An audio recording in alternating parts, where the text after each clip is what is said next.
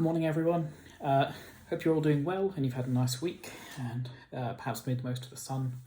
I think it's going to be raining all this week from the sounds of things, so get ready to spend some time indoors. News. So, I've been asked a few questions, which I'll share with you in a moment. Stuff on school, no real changes, so results day you're still going to have. Prom still going ahead, NRA at some point. The question I've had is about when you're going to college. So we've always assumed that school and college would start again in September, just as it had planned, maybe with an extended period of just getting you used to it and accustomed to it, maybe some extra days just easing you in. I don't know, it could be a week or so. There have been some murmurs though this week in some of the announcements that perhaps there will be some kind of schoolwork going on over the summer. Now, I don't think that's going to affect any of you that are going on to college. I find it very unlikely it will affect you. But then there was another mention where some places are saying that perhaps the big assumption is we're all going back in September, but perhaps that's not going to be the case, and some murmurs of maybe things not starting until 2021. Now, it's hearsay at the moment. There's people discussing it and planning for it. It doesn't necessarily mean it's going to happen. So if you have seen that in the papers or in the news, then just hold on before having a massive meltdown, because nothing's been announced yet.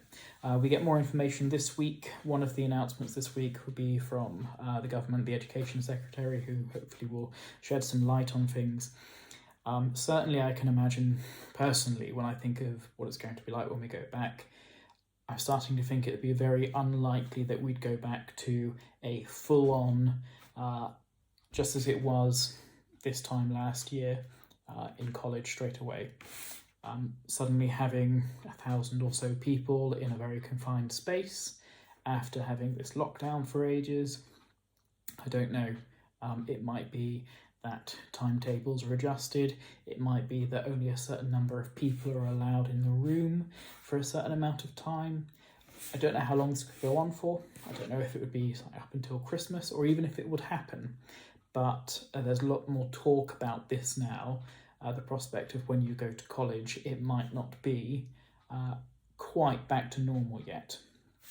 But we don't know. So keep your ears peeled for this week. Eyes peeled? Ears.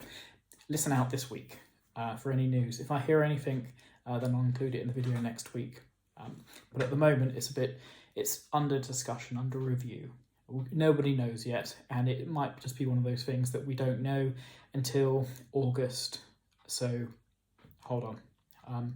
I think it's likely that we won't know till very close to the time, because obviously we're tracking who has the COVID-19, where they are and what the rate of transmission is in different places. So maybe some places will open, maybe some places won't open.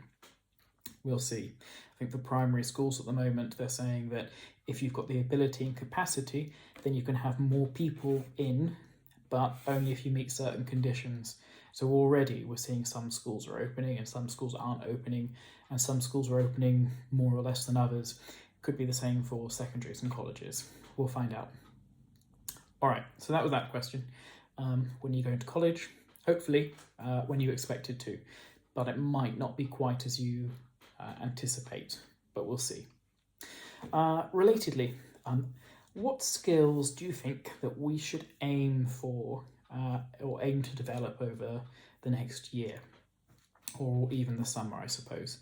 So beyond anything that you're choosing to take at college, then just general life skills. Yeah, budgeting is quite good. So those of you that go out and get a job, congratulations if you get a job. You don't need a budget at this stage. Most of you won't anyway. You're mostly living at home. You don't necessarily have many outgoings, so many things you've got to pay for. You might start to find you've got to pay for your own phone or something, maybe. Some of you might be charged rent from your parents. That's something that mine delighted me with after a couple of years, but maybe. but budgeting, saving is probably quite a good thing. I would suggest, as much as you can, try and save maybe even 50% of what you earn. Now, in your case, all that's going to mean is you've got to wait twice as long for something. But if you just save up, and maybe, if it's possible, have a separate account, like a longer term account that maybe you can't get access to, and just get into the habit of putting something aside. If you can't save 50%, and fair enough, it's reasonable, then just try and save a little bit.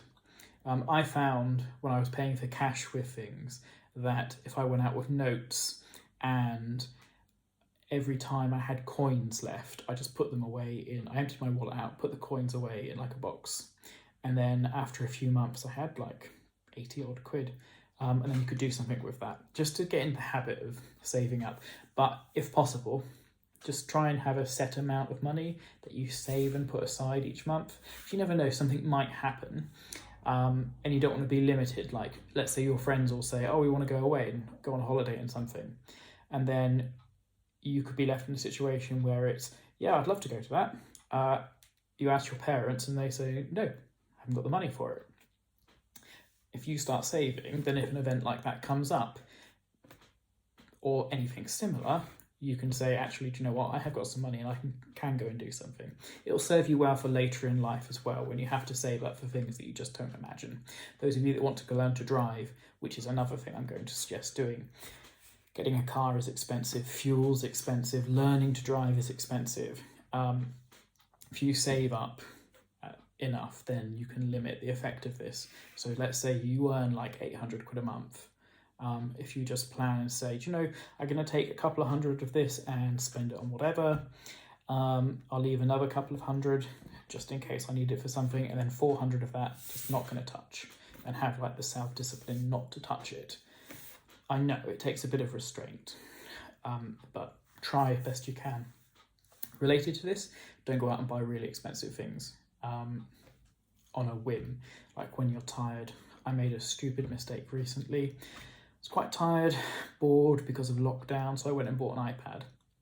I spent a stupid amount of money buying a really expensive iPad, which is pretty much the same as the one that came out 2 years ago.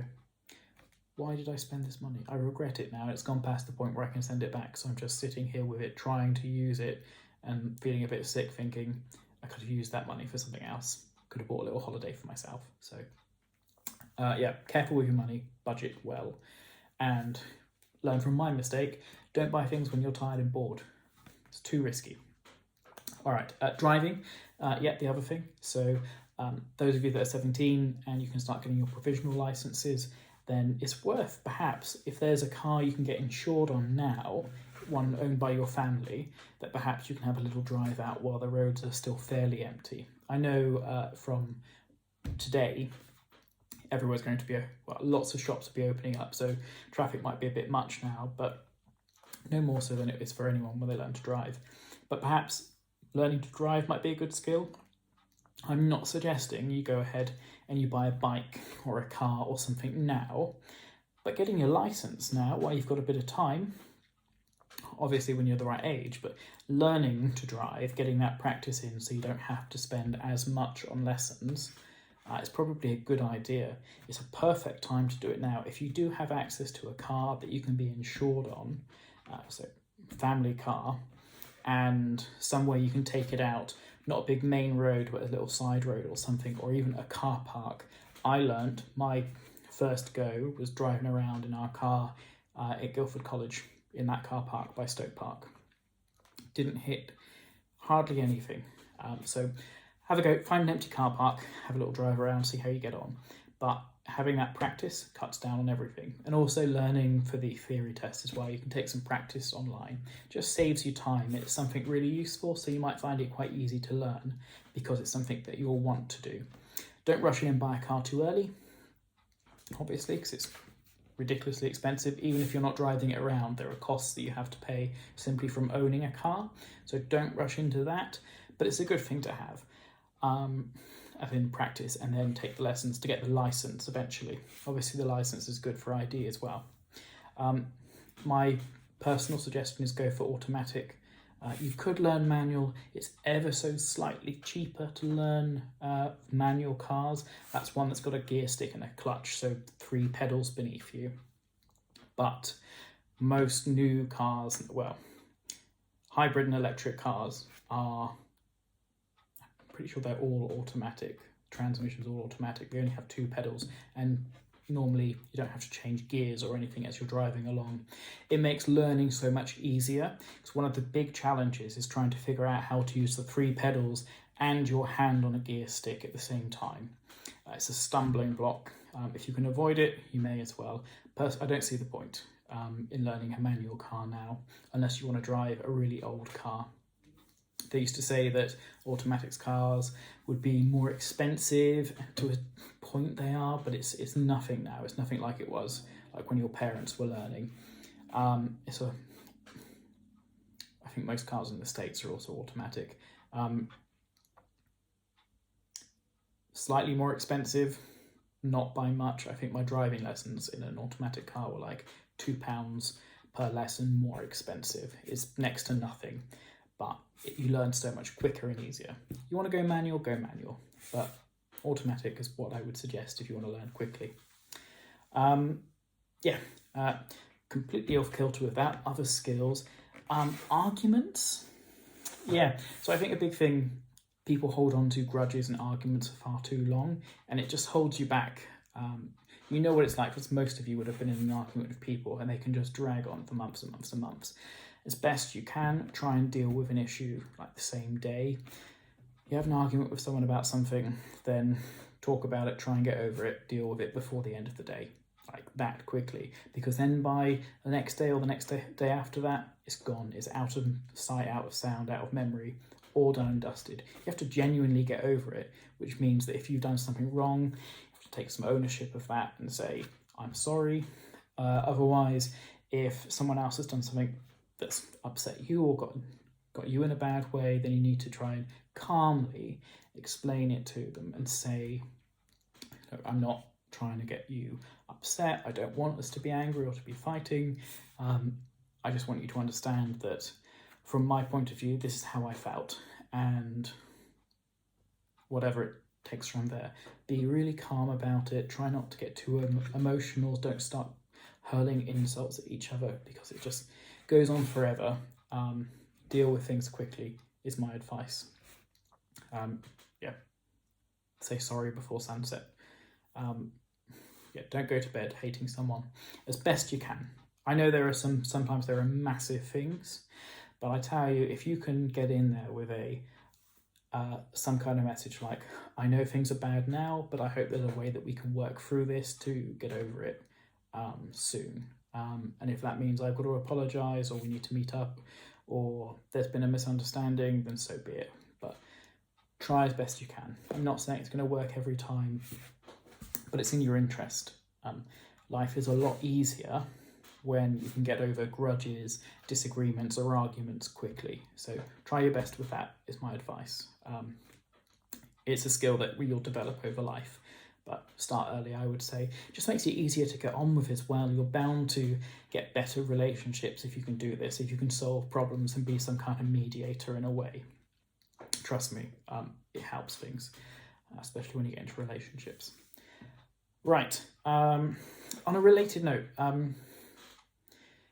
take responsibility for things. So you make a mistake, take responsibility, but don't take responsibility and don't apologise for absolutely everything. Now, if you're responsible for something, then yes. But an example now, I mean, we've got these riots and whatnot going on in London and in the States, people getting very angry. And I've heard some very extreme points of view, for instance, saying because you've got a particular skin colour, you're a victim, or because you've got a particular skin colour or you were born in a particular country, you are just as responsible as your ancestors, like 300-400 years ago. And you should have some guilt on you because of things that were done, not by you, but by people that looked like you. I mean, let's not even get into the whole race, how racist that sounds. Don't go accepting responsibility for something that you did not do or that you've got no part of, and don't see yourself as a victim just because someone tells you that you're a victim. You know who you are better than anyone else does.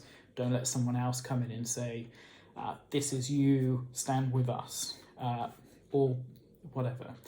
Investigate anything, okay? Look into it, but don't just fall straight into what people are telling you. Don't let someone else tell you who you are, and what you should say sorry for, and what you're responsible for. If you haven't done something wrong, then don't apologise, because as soon as you do, you're taking responsibility, or you're, in a sense, admitting that, yes, you are part of this.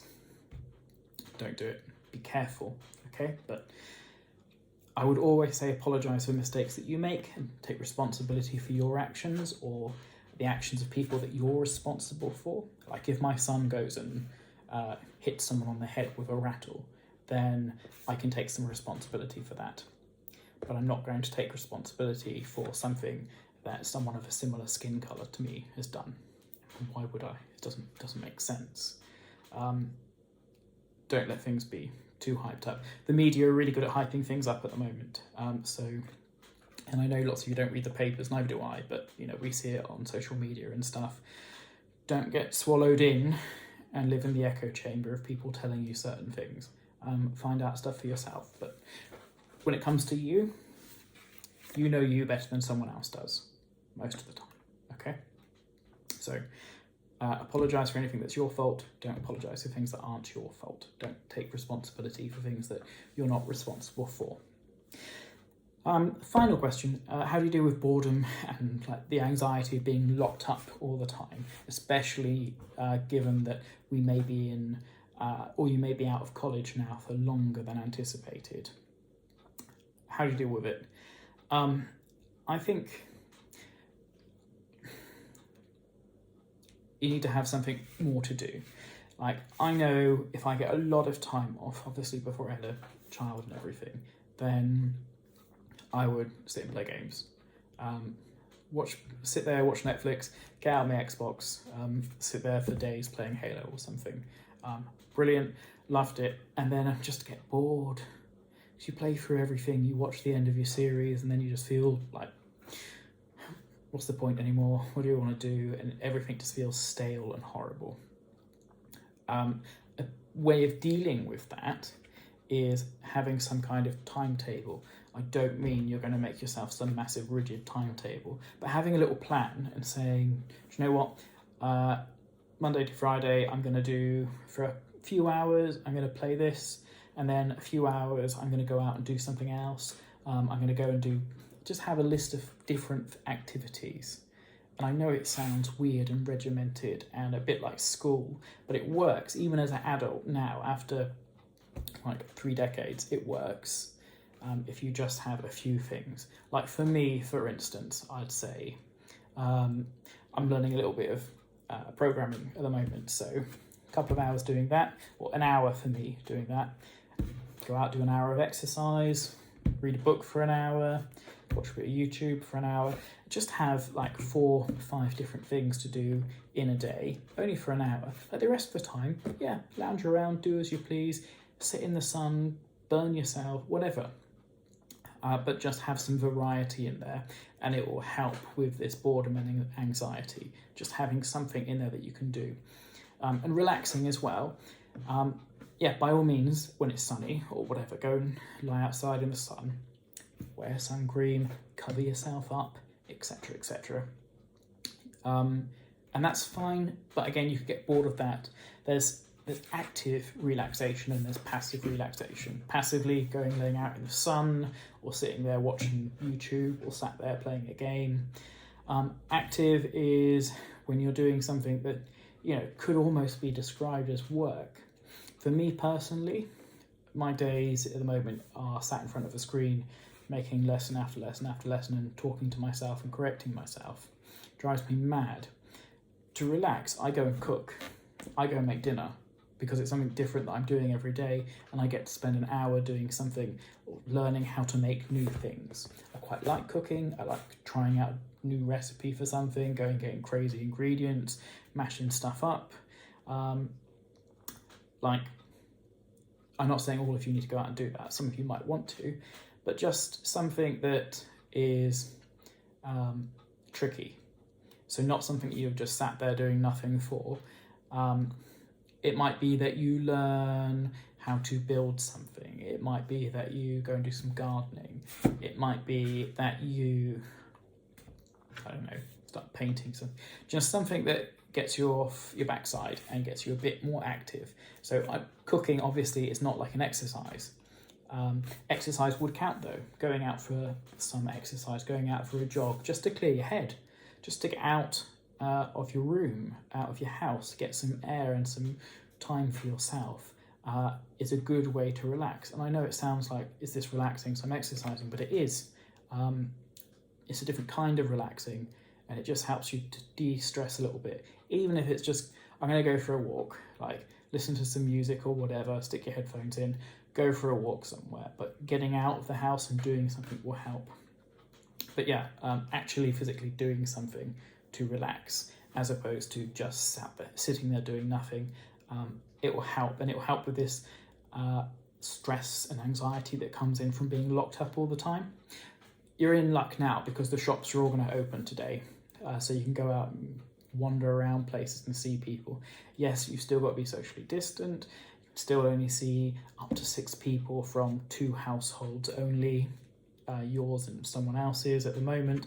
That's under review. We still got to be 2 meters away. That is all will change eventually. But I would suggest getting out of the house. You know it's going to be awful going into town. It's going to be packed. But, you know, go and have a look around, do some people watching. That might be quite good. Just anything to get you out. That will help relieve the stress and anxiety. Just be careful if you do go out. Don't go like running and hugging everyone that you see, because that's still not allowed. You don't want to catch anything or pass anything on to people. So you still have to be careful, but just get a bit of a break. Do something active to relax, and it will help with the stress. All right, I think that's about it for today. I hope you all have a lovely week and enjoy the thunderstorms if we get them. Please do keep the questions coming. Email me if I can do anything for you. I know a couple of you have emailed me for references already about if you're applying for jobs and stuff. Good on you, brilliant. I'm more than, if you're watching this video, and you know me obviously, I'm more than happy to give you a reference. My only suggestion is give me an email first, just to tell me what it is that you're applying for, so that if I get someone calling me up saying, would this person be great for the job, I've got some idea already, and I've had a little think about it, just so I can say the best thing for you and paint you in the best possible light. I'll give any of you a good reference, obviously, an honest reference, but a good reference. But let me know beforehand, okay? So if you've already put me down, fine, no worries. Just let me know what the job is, because then I can obviously give you the best possible. Good, all right, well, have a lovely week. Keep in touch. If I can do anything for you, please let me know. I hope you're all enjoying yourselves. If there is something you want to talk about and you don't particularly want me to make a massive video about it, then fine, just email me and we can have a chat. I might be able to call you or something. But anyway, take care. I hope you're all well and enjoy this time. Get out there, relax.